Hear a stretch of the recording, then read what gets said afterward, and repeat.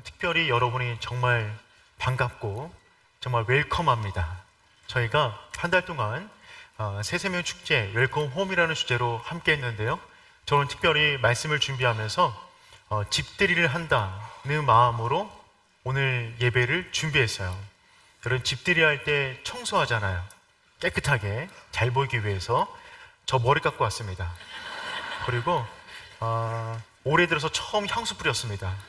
제가 향수 잘 뿌리지 않는데 정말 조금이라도 잘 보이고 싶어가지고 향수도 뿌리고 머리도 자르고 이렇게 왔어요.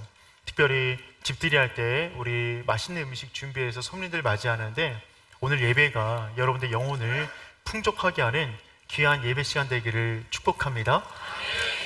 제가 좋아하는 책 가운데 레미제라블이라는 책이 있습니다. 빅토르 위그가 쓴 레미제라블, 아마 책으로도 보셨을 것이고 뮤지컬 및 영화로도 보신 분들이 계실 거라고 생각이 들어지는데, 이 책의 내용은 다음과 같죠. 장발장이 조카를 위해서 빵 한 조각을 훔칩니다. 그런데 그만 걸리고 말죠. 그런데 빵 한 조각을 훔친 채로 그에게 내려진 형벌은 무엇이었냐면 5년간 감옥에 가는 것이었어요. 너무나 그것이 과중하다 여겼는지 모르겠지만 그는 4번 탈옥을 시도합니다. 매번 붙잡혀갖고 5년형이 19년을 살게끔 만들었죠. 19년 이후에 출소하게 되었습니다. 그런데 그를 반겨주는 곳은 어디도 없었어요. 어디도 들어갈 수 없으니까 그는 다시금 감옥을 찾아갑니다. 근데 감옥에서도 받아주지 않는 거예요. 넌 이미 출소했다. 갈 곳이 없어서 가다 보니까 개집이 있었어요. 그 안에 들어가기를 원했는데 개가 나와서 물어뜯는 거예요. 개도 반기지 않는 것입니다. 광야로 갔어요. 들판으로 갔어요. 밤에 보니까 별빛이 다 닦인 거예요. 깜깜한 칠흑 같은, 누구도 나를 반기지 않는구나 는 마음에 그냥 광장 한 돌 위에 누워 있습니다. 그 돌 위에 누워 있는데 누군가 한 부인이 오더니만 여기서 이러지 말고 저기 한 집이 있는데 그곳에 가면 당신을 받아줄 것입니다. 그래서 그곳을 달려갑니다. 근데 그곳은 어디였냐면 성당이었어요. 그 성당에 나온 미리의 신부, 그 신부는 장발장의 이름도 물어보지 않고 그를 그냥 받아줍니다. 그 집안에 들어갔는데 그를 환대하는 거죠. 장발장은 너무나 감동받았어요. 그래서 말합니다. 신부님 정말 감사합니다. 저를 위해서 환대해 주시고 집까지 초대해 주시고 이 비싼 촉까지 켜주시고 더군다나 제가 어떤 사람이었는지, 왜 감옥에 갔는지, 여기까지 어떻게 왔는지를 말씀드렸음에도 불구하고 저를 받아주셔서 정말 감사합니다. 그때 그 신부님이 장발장에게 다음처럼 말을 합니다. 당신이 누구인지 굳이 말할 필요가 없습니다. 여기는 내 집이 아니요 예수 그리스도의 집이요 이 집의 문은 들어오는 사람에게 이름을 묻지 않소. 다만 그에게 고통이 있느냐 없느냐를 물을 뿐이요. 정말 감동적인 문구 아니에요? 오륜교회는 여러분의 이름을 묻지 않습니다. 과거를 묻지 않는다는 얘기입니다.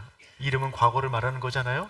단지 여러분 안에 어떤 아픔이 있는지, 어떤 슬픔이 있는지, 어떤 눈물이 있는지 그것을 함께 우리가 하기를 원하는 것입니다. 그 신부는 그 사람에게 한마디 더 합니다. 당신이 제게 당신의 이름을 알려주기 전에 저는 당신의 이름을 먼저 알고 있었습니다. 장발장은 너무나 놀래요. 아니, 제 이름을 알고 있었다고요?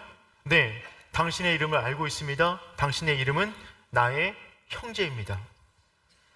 그리스도 안에서 우리가 형제라는 것입니다. 그 이름이면 누구든지 그 전 안으로 들어와 누구든지 안식을 누릴 수가 있다는 것이죠. 저는 우리 오륜교회가 그런 교회 되기를 소망합니다. 누구든지 이 안에 들어올 때 누구든지 들어와 그 안에 있는 무엇이든지 간에 다 환대를 받고 은혜를 받고 우리 인생의 동반자 그분을 만날 수 있는 복된 오륜교회가 되었으면 좋겠어요.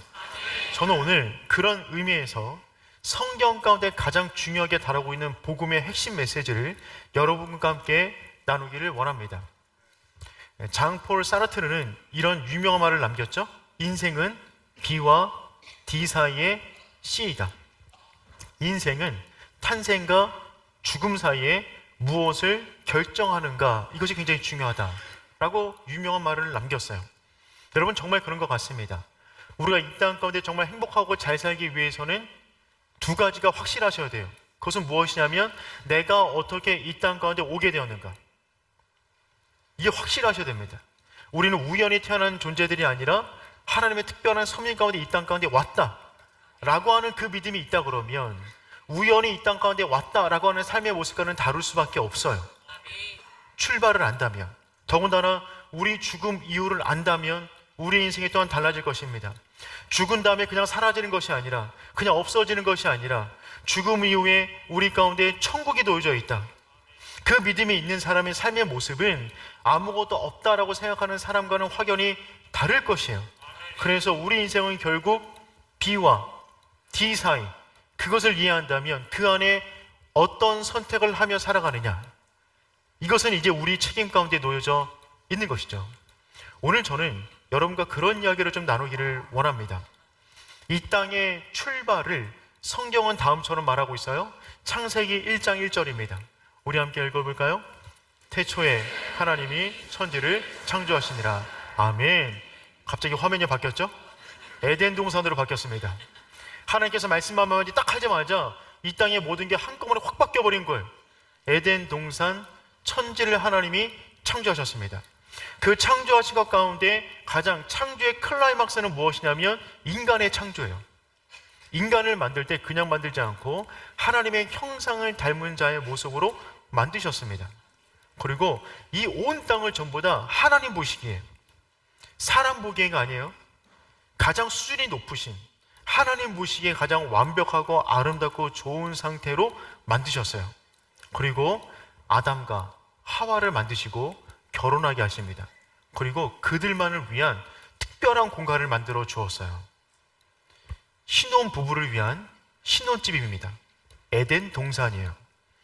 이 땅에 있는 모든 곳이 다 아름다운 곳이었지만 특별히 그 신혼부부를 위한 신혼집을 만드시고 그 동산으로 그 부부를 데리고 와 살게 하십니다. 하나님의 남다른 은혜가 있는 것이죠. 그리고 인간 안에는 하나님의 형상을 닮은 자유의지를 주었어요. 그래서 그 하나님의 형상을 닮은 인간은 이 땅 가운데 살아가면서 그 어떤 것에도 눈치 보지 않고 매이지 않고 자유한 인생을 살게 됩니다. 여러분, 그런데 자유롭게 산다는 말은 어떤 의미냐면 마음대로 산다는 얘기는 아니에요. 그렇죠? 자유롭게 사는 것하고 마음대로 사는 것하고는 다르잖아요? 네. 여러분은 지금 자유하십니까? 아이고, 감사합니다. 10시 예배 때는 한 명도 말씀 안 하시더라고요. 여러분, 우리는 자유한 인생이지만 실은 그 자유를 온전히 누리는 사람 많지 않아요. 무언가 묶여있단 말이죠. 더군다나 그 자유가 자기 마음대로 살아가는 사람들도 많이 있습니다. 우리가 이 땅 가운데 살아가면서 가장 내가 편안하게 자유롭게 생활할 수 있는 공간은 어디죠? 가정이에요. 집. 정말 여러분의 가정이 그런 공간 되었으면 좋겠어요. 그 가정 들어갈 때 온전한 자유를 누리고 또 다른 구속이 아닌 평안을 누릴 수 있는 가정 되었으면 좋겠습니다. 근데 여러분, 가장 평안한 그 가정 역시 자기 마음대로 하잖아요? 자유가 없습니다. 아무리 편안한 공간이라 할지라도 부부간에 지켜야 될 예의가 있는 거예요. 질서가 있는 거예요. 부모 자녀 간 가운데 지켜야 될 질서가 있습니다. 그거 지키지 않으면 우리에게 주어진 자유는 무너질 수밖에 없어요. 나 좀 내버려둬, 이런 말은 안 되는 것입니다. 아름다운 공동체를 만들기 위해서는 서로의 자유를 제한할 수 있는, 제한하는 것으로 자기의 자유를 써야만 하는 것이죠. 근데 여러분, 에덴 동산 안에서도 하나님께서 질서를 하나 만들어 주셨어요. 그 질서는 나무와 연관되어져 있습니다. 창세기 2장 9절 말씀, 우리 함께 읽어볼까요? 여호와 하나님이 그 땅에 먹기 좋은 동산 가운데에는 선악을 알게 하는 나무도 있더라. 아멘. 에덴 동산을 만드신 다음에 그곳에 나무 2개를 만드셨어요. 그리고 하나의 나무는 생명나무고 또 하나의 나무는 선악을 알게 하는 나무입니다. 지금부터는 선악과라고 부르도록 하겠습니다. 자, 어떤 나무가 선악과일까요? 이게 웬 나무가 싶으셨죠? 에덴 동산입니다. 에덴 동산에 있는데 저희는 이거를 선악과로 보도록 하겠습니다. 그런데 하나님께서 규칙을 정하셨어요. 규칙은 뭐냐면 너는 자유한 존재야. 그래서 이 동산에 있는 모든 것은 너 마음대로 할 수 있어. 너는 자유해. 다 즐겨. 다 너 거야. 두 번째 규칙. 그런데 선악과만 먹지 마. 선악과만 안 먹으면 돼. 선악과를 먹으면 어떻게 된다고요? 반드시 죽는다. 창세기 2장 17절 말씀 읽어보겠습니다. 선악을 알게 하는 나무의 열매는 먹지 마라. 내가 먹는 날에는 반드시 죽으리라. 아멘. 먹으면 어떻게 된다고요? 반드시 죽어요. 동산에 있는 모든 것을 다 누릴 수 있어요. 다 내 거예요. 그런데 선악과만 먹지 않으면 돼요. 여러분, 이 규칙이 복잡해요? 단순해요? 쉬워요? 어려워요? 지킬 수 있어요? 없어요? 없어요. 여러분, 아담이 여러분보다 특별히 나쁜 사람 아닙니다. 인간 중에 가장 완벽한 인간이 아담이었어요. 그 완벽한 인간도 이거를 지키기가 어려웠다고요. 왜냐하면 우리 인간은 그 자유의지가 주어졌을 때 그 자유에 대한 의지를 자기에게 금한 것을 탐하는 데 쓸 때가 너무나 많이 있어요. 한번 실험해 볼까요? 여러분은 여러분의 머릿속으로, 마음속으로 뭐든지 다 생각하실 수가 있어요. 그렇죠? 자, 근데 지금 여러분 머릿속에 다 생각할 수 있는데 이거 한 가지만 생각하지 마십시오. 이거는 절대로 생각하시면 안 돼요. 그건 뭐냐면 핑크빛 코끼리입니다. 핑크빛 코끼리는 절대 생각하시면 안 돼요. 머리부터 발끝까지 전부 다 핑크색이에요. 코가 길쭉한데 다 핑크색이에요. 전부 다 핑크색인데 포동포동하고 아름다운 그 코끼리, 그것만은 절대 생각하시면 안 됩니다. 지금 뭐 생각하고 계세요? 그렇다니까요. 다 생각할 수 있는데 그거 하나만 하지 말라고 하면 그것에 자꾸만 의지가 발동이 된다고요. 그래서 아담은 자기의 의지를 하나님의 말씀을 따르는 데 가두는 것이 아니라 선악과를 따먹는 데 씁니다. 사단이 유혹하죠. 하나님께서 동산에 있는 모든 나무의 실과를 먹지 말라고 했냐, 그 말에 넘어가요. 그렇게 말씀하지 않으셨거든요. 그래서 선악과를 따먹기 시작해요. 어떤 게 보암직하고 먹음직스러우세요? 뭘 따드실래요? 저는 얘를 따먹겠습니다. 그 별거 아닙니다. 그냥 떼면 따지는 거예요. 얘를 먹어버려요. 이거 하나 지키면 모든 자유를 누릴 수 있는데 이거 하나를 따먹은 것입니다. 혹자들은 말해요. 아담과 하와는 절대 한국 사람은 아니었을 것이다. 왜냐하면 한국 사람이라면 뱀이 유혹했을 때 선악과를 먹지 않고 뱀을 잡아먹었을 것이다. 두 번째, 아담은 진짜 한국 사람은 아니었을 것이다. 왜냐하면 하와가 혹시나 이것을 먹고 남편에게 권해도 한국 남편이라면 절대로 아내 말을 듣지 않는다. 한국 사람 절대 아니래요. 근데 이들은 이걸 따먹었고 그 순간 자기 인생 가운데 무언가 변화가 이루어졌음을 인식하게 됩니다. 죽음이, 사망이 그들 가운데 오게 된 거예요. 그래서 그들은 그 땅에서 떠나게 됩니다. 우리는 이런 생각을 해요. 아니, 왜 하나님께서 이런 나무를 만드셔가지고 괜히 죄짓게 만드는 거지? 아니, 차라리 자유의지를 주지 말든지 얘를 없든지 만드셔야지 왜 이걸 괜히 도와주고 먹게 만들고 괜히 죄짓게 만드는 것이지? 이런 생각을 하고 있는 수많은 사람들이 있어요. 지금 여기도 굉장히 끄덕이시는데 그러시면 안 됩니다. 분위기 그런 분위기 아니에요. 근데 여러분, 이 말에는 두 가지 함정이 있어요. 첫 번째는 뭐냐면 선악과가 대단히 특별한 능력이 있다고 생각하는 것입니다. 선악과가 대단한 능력이 있다고 생각하는 거예요. 두 번째, 하나님이 결국 얘를 만들어서 먹고 죄를 지었으니 죄의 원인이 누구한테 있다는 거예요?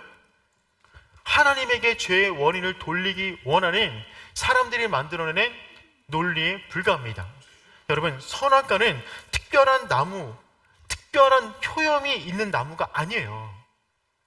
하나님은 선악과에 대해서 뭐라고 말씀하셨어요? 먹으면 죽는다. 그게 끝이에요. 먹으면 죽어. 사탄은 뭐라고 유혹했어요? 내가 먹으면 눈이 밝아져 하나님 같이 된다. 하나님이 그렇게 말씀하셨나요? 그거 누가 말한 거예요?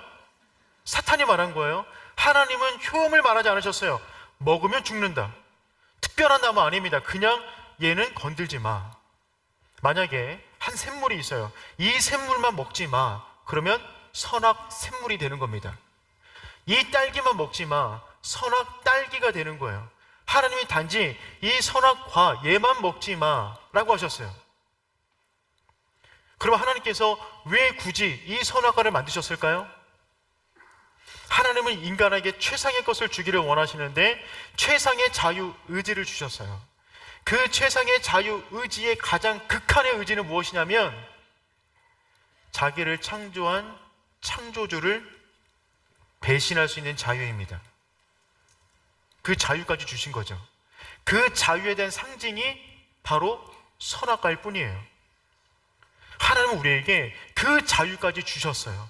근데 사람은 그 자유를 가지고 하나님을 섬기는 데 쓰는 것이 아니라 하나님을 배반하는 데 쓴 겁니다. 이게 인간이 빠진 가장 연약한 부분인 것이죠. 여러분, 하나님 우리에게 모든 걸 다 주셨어요. 그런데 그 모든 것을 막 쓰면 안 됩니다. 지혜 가운데 써야 돼요. 그러면 어떻게 하면 지혜 가운데 쓰는 것일까요? 성경은 잠언 9장 10절에서 다음처럼 말을 합니다. 우리 읽어보겠습니다. 여호와를 경외하는 것이 아는 것이 명철이니라. 아멘. 여호와를 경외하는 게 지혜의 근본이에요. 지금 여러분, 지혜는 뭐냐면 여호와를 경외해서 그 모든 걸 쓰는 것입니다. 하나님께서 동산에 있는 모든 걸 누리라고 하셨어요. 그러면 다 누리는 게 하나님을 경외하는 거예요. 다 누리셔야 돼요. 구속받을 필요 없어요. 그런데 얘를 건들지 않는 것, 그것도 하나님을 경외하는 것이죠. 그런데 하나님을 경외하는 지혜의 근본이 흔들려 버리니까 사람은 그 지혜를 가지고 죄를 짓는데 쓴다는 것입니다. 선악과는 하나님이 이 땅을 창조하셨다라고 하는 상징물이었어요. 즉 선악과를 보면서 건들지 않는다는 것은 하나님이 이 땅을 창조하셨고 내 인생의 왕이십니다라고 하는 하나의 상징이에요. 그런데 인간이 이것을 따먹은 것은 무엇이냐면 이제는 내 마음대로 살겠다는 것입니다. 내가 이 동산의 주인이라는 거예요. 자기를 창조한 그 창조주를 내가 부리는 자가 되겠다는 것입니다. 그것이 인간이 빠진 죄악의 핵심이에요. 여러분, 그래서 그 이후로 인간에게 온갖 고통, 사망의 고통이 몰려오기 시작합니다. 먼저는 여인에게 하나님께서 말씀하세요. 창세기 3장 16절 말씀 우리 한번 읽어볼까요? 또 여자에게 이르시되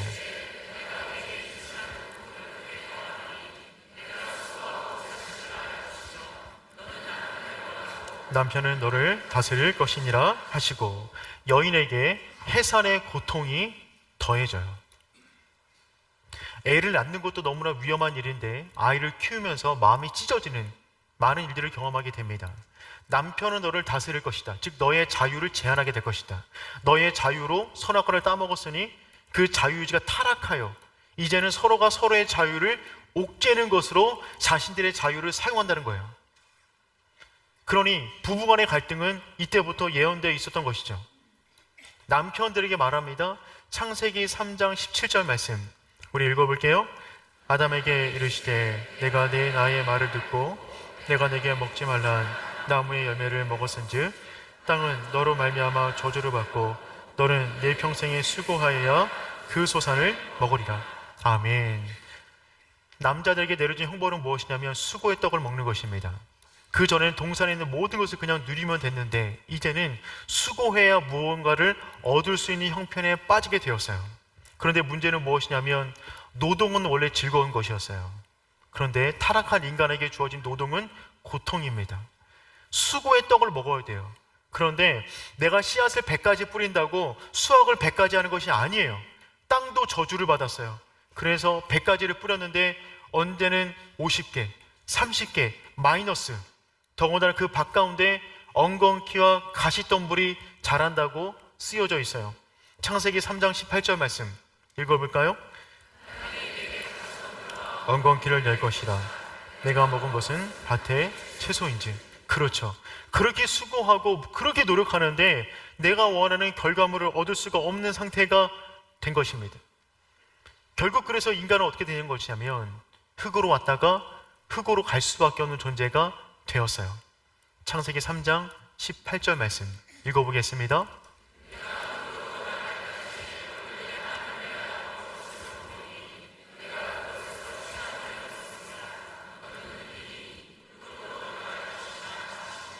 아멘. 타락한 인간, 선악과를 만든 다음에 하나님께서 주신 그 말씀, 선악과를 먹으면 반드시 죽으리라. 그 일이 지금 인간들의 세상 속으로 들어오기 시작한 것입니다. 여러분, 이것이 우리가 살아가는 인생이에요.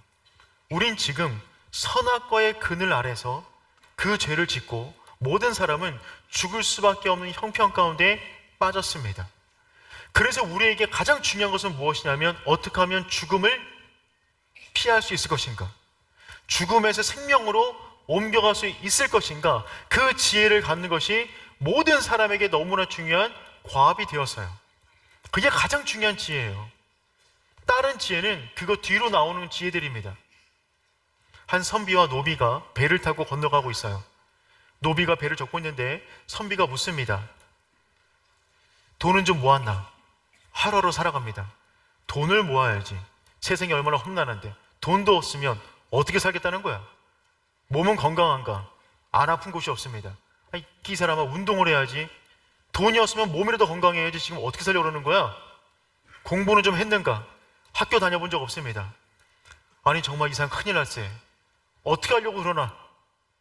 그런 얘기 하면서 배 타고 가고 있는데 배가 갑자기 암초에 부딪혔어요. 배가 가라앉기 시작합니다. 노비가 질문합니다. 선비님, 수영할 줄 아십니까? 나 모른다네. 그럼 죽습니다. 안녕히 계십시오. 인간의 모든 모습이 지금 죽어가고 있어요. 침몰되고 있다고요. 그 가운데 가장 중요한 지식은 뭐냐면 살아날 수 있는 지식입니다. 다른 지식은 살아난 다음에 쌓는 거예요. 우리 인간의 처한 형편이 지금 선악과를 따먹은 모든 사람은 죽을 수밖에 없는데 우린 지금 그런 형편 가운데 빠여져 있다는 것입니다. 그럼 여러분, 우리가 선악과를 따먹어서 죽음이 왔다면 우리 가운데 생명을 얻기 위해서 어떻게 하면 될까요? 생명나무로 달려가 생명나무를 먹으면 됩니다. 그런데 생명나무를 먹으려고 하는 그 순간에 하나님께서 인간의 마음을 아셨어요. 그리고 뭐라고 말씀하시냐면 이들이 생명나무를 먹을까봐 생명나무를 지키는 천사와 불칼을 박습니다. 접근하지 못하도록. 왜요? 왜 못 먹게 하시는 것이죠? 우리 창세기 3장 22절을 읽어보도록 하겠습니다.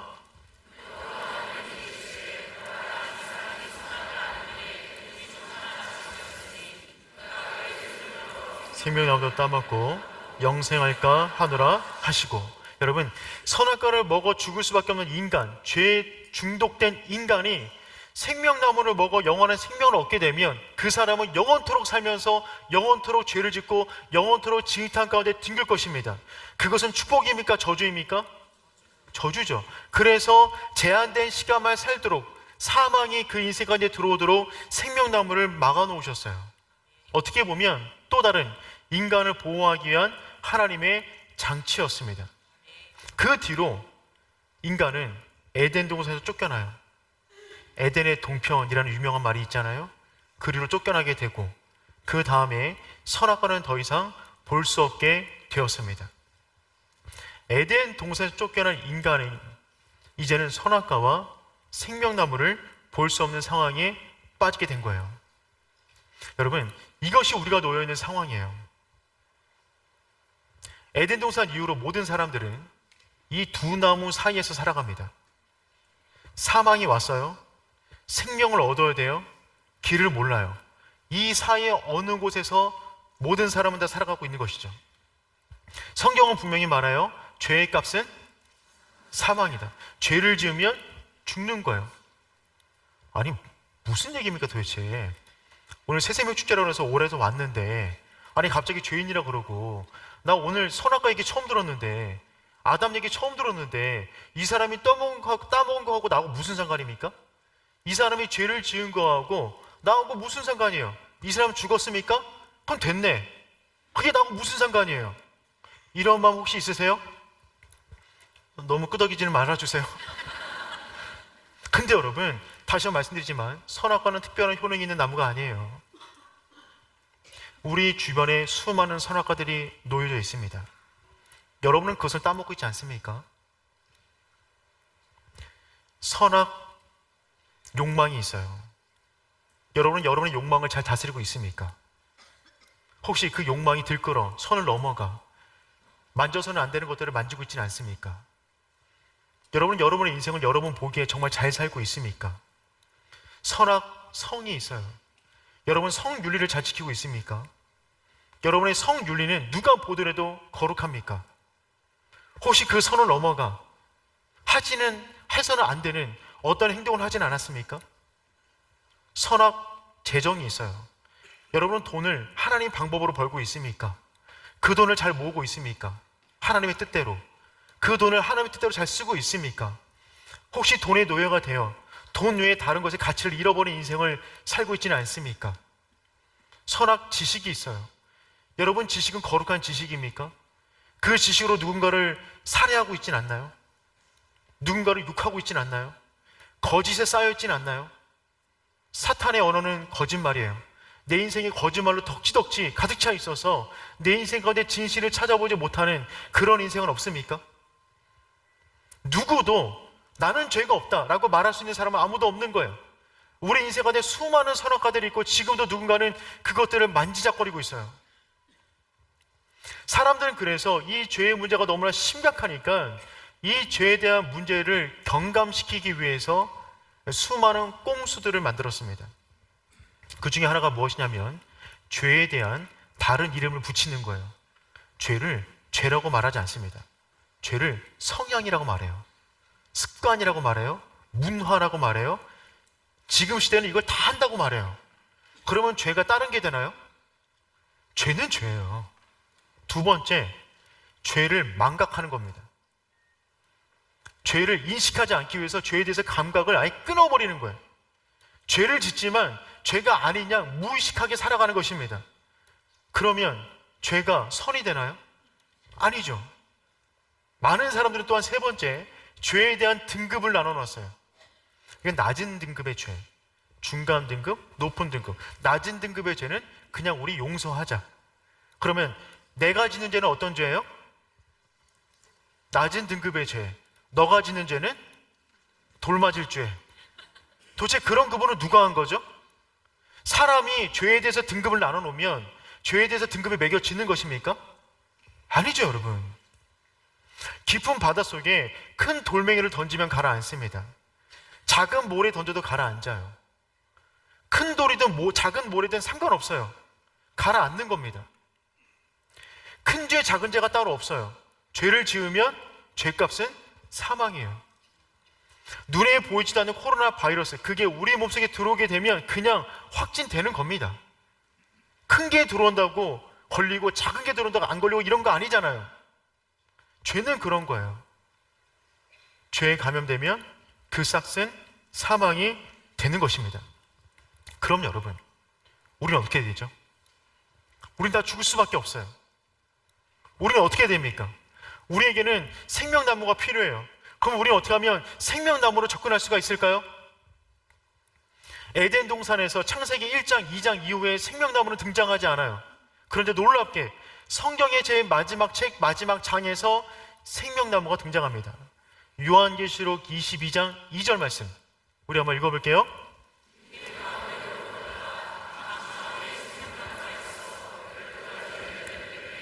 달마다 그 나무를 맺고 그 나무 잎사귀들은 만국을 치료하기 위하여 있더라.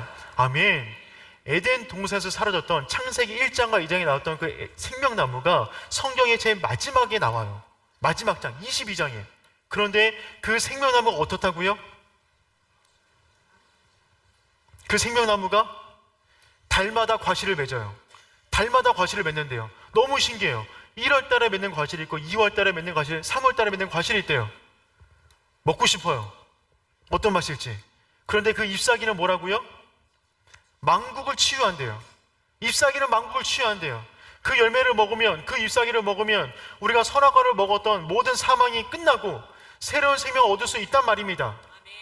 그럼 우리에게는 목적지가 생겼어요. 저곳으로 가야 돼요. 근데 요한계시록 22장은 새 땅, 새 에덴, 새 성을 말하고 있어요. 천국을 말하는 거예요. 그럼 우리가 어떻게 하면 이리로 갈 수 있는가? 이 땅에 있는 모든 사람들은 선악과와 생명나무 사이에서 살아가고 있는데, 그럼 우리는 어떻게 하면 이리로 들어갈 수 있을까요? 우리에게는 또 하나의 나무가 필요해요.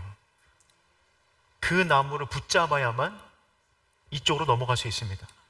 그 나무는 무엇입니까? 십자가입니다. 요한복음 3장 16절 말씀 읽어보도록 하겠습니다. 하나님이 세상을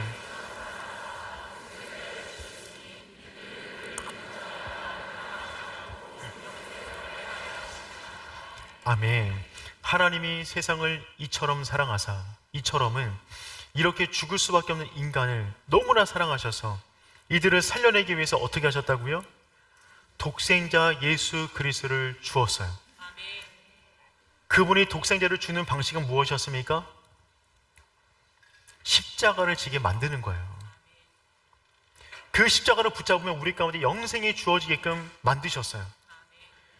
여러분, 우리 이걸 믿어야만 합니다. 이게 사망의 바다에 빠져 들어가는 우리 인간을 건져 올리는 유일한 나무예요. 우리는 죽을 수밖에 없어요. 죽어야 돼요. 죄를 지은 인간은 기다리고 있는 것은 사망밖에 없어요. 그런데 하나님께서 예수 그리스도를 통한 십자가를 통하여 우리를 살려내시기로 작정하셨어요. 그래서 우리에게는 또 하나의 나무가 필요한 것이죠. 이 나무가 있어야 우리는 영생을 얻을 수 있단 말입니다. 근데 이 나무는 값이 우리에게 공짜로 주어지지만 절대로 공짜가 아니에요. 그리스도께서 이 나무를 지시고 그분이 흘려야 할 모든 피를 대신 흘려 주셨어요. 우리는 이 땅 가운데 새 나무 사이를 살아가고 있는 것입니다. 죽음의 나무에서 생명의 나무로 가기 위한 또 하나의 나무를 붙잡아야만 우리는 온전한 생명을 얻을 수가 있어요. 골로새서 2장 15절 말씀 한번 읽어보겠습니다. 통치자들을 무력하여 드러내어 구경거리로 삼으시고 십자가로 그들을 이기셨느니라. 아멘. 십자가로 그들을, 사망을, 죄를, 사탄을 이기셨느니라. 십자가로 이기셨기 때문에 십자가를 붙잡으면 생명을 얻게 된다는 말이에요. 여러분, 십자가는 파괴력이 있어요. 사망을 파괴합니다. 죄를 파괴해요. 죄인을 묶고 있는 쇠사슬을 파괴해요. 그래서 자유한 존재로 살게 만드는 것, 그게 바로 십자가의 능력이 되는 것이죠. 로마서 3장 24절 말씀 읽어보겠습니다. 하나님의 은혜로 값없이 의롭다 하심을 얻은 자 되었느니라. 아멘. 십자가의 은혜로 어떤 일이 벌어졌냐면 값없이 의롭다 하심을 얻게 되었대요. 값없이. 값이 없는 건 아니에요. 그분이 다 치러주셨어요. 그래서 죄의 값은 사망인데 십자가가 그 값을 대신 지불한 겁니다. 그래서 그분을 믿으면 우리 인생의 가격표가 달라져요. 우리 인생에 내려진 영수증은 뭐였냐면 사망이에요. 죄의 값은 사망이다. 근데 십자가를 붙잡는 순간 우리 인생에 또 다른 영수증이 하나 오게 되는데 그것은 뭐냐면 지불 완료예요. 여러분, 지불이 끝났어요. 값을 치렀어요. 십자가가 모든 걸 끝내버렸어요. 사단이 우리의 인생값을 매기려고 찾아옵니다. 너 죽어야 돼. 영수증 내밀어요. 지불 완료. 끝나는 겁니다. 그분이 우리 인생의 모든 문제를 완전히 끝내셨다고요. 우리가 십자가를 믿으면 이곳으로 들어가 영생을 얻어. 그렇지 않아도 영생을 얻었는데 그 천국에 들어가 이걸 먹으면서 더욱더 풍성한 아름다운 인생을 약속해 주셨다는 것입니다. 오륜교회는 이 십자가를 붙잡는 교회입니다. 저희는 다른 것 아닙니다. 선악과와 생명나무 사이를 살아가는 우리, 온전한 십자가를 붙잡아 우리 가운데 있는 그 풍성한 은혜, 그 감사, 감격, 그것이 더욱더 풍성해지기를 원하는 것이 우리 오륜의 공동체가 되는 것이죠. 여러분, 사람은 다 죄가 있어요. 저는 죄가 있을까요, 없을까요? 엄청 많습니다. 제가 오늘 잘 보이려고 머리도 하고 오고 향수도 뿌리고 겉으로 보면 그래도 괜찮지 않나요?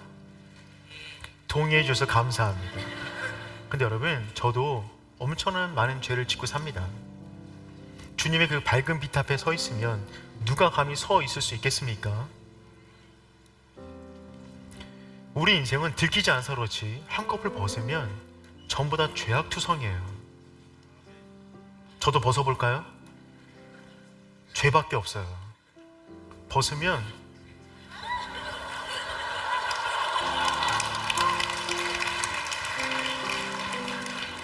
꼬였네.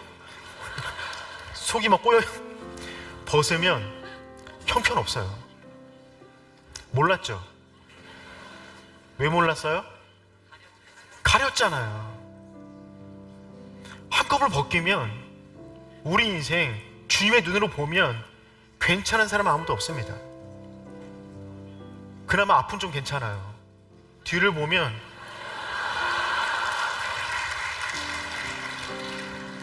죄, 폭력, 거짓, 음란, 온갖 것들이 우리 영혼을 감싸고 있다는 거예요. 그리스도께서 우리를 칭히 속량하시고 그분의 보혈로 덮어서 가려주시는 거예요. 괜찮아졌죠? 벗으면 또 추합니다. 그래서 우리는 그리스도로 옷 입고 있어야 돼요. 그리스도가 너무 필요해요. 그분 안에서 우리 인생은 새로운 삶이 되는 줄 믿습니다. 사단이 우리를 밀가부로 하려고 하지만 그리스도의 보혈로 덮고 있다면 우리의 죄는 보이지 않아요. 그분이 감추어 주었어요. 그래서 우리에게는 십자가가 필요한 것입니다. 오늘 특별히 예배드리는 모든 성도님들, 처음 방문하신 귀한 분들 계시다면 성경에서 말하고 있는 가장 분명한 이 진리, 이 사실을 붙잡을 수 있는 모든 성도 되기를 축복합니다. 우리 함께 찬양하겠습니다. 예수 사랑하시는 거룩하신 말씀, 우리들은 약하나 예수 권세 많도다. 날 사랑하신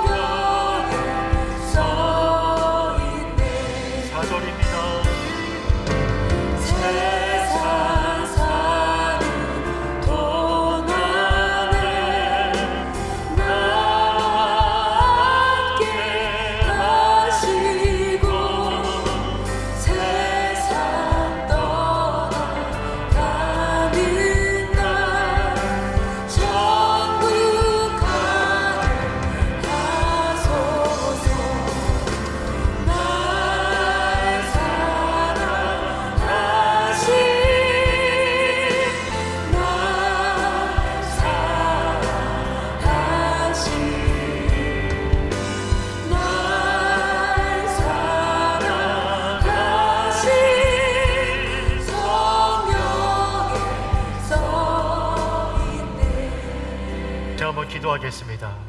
하나님 감사합니다.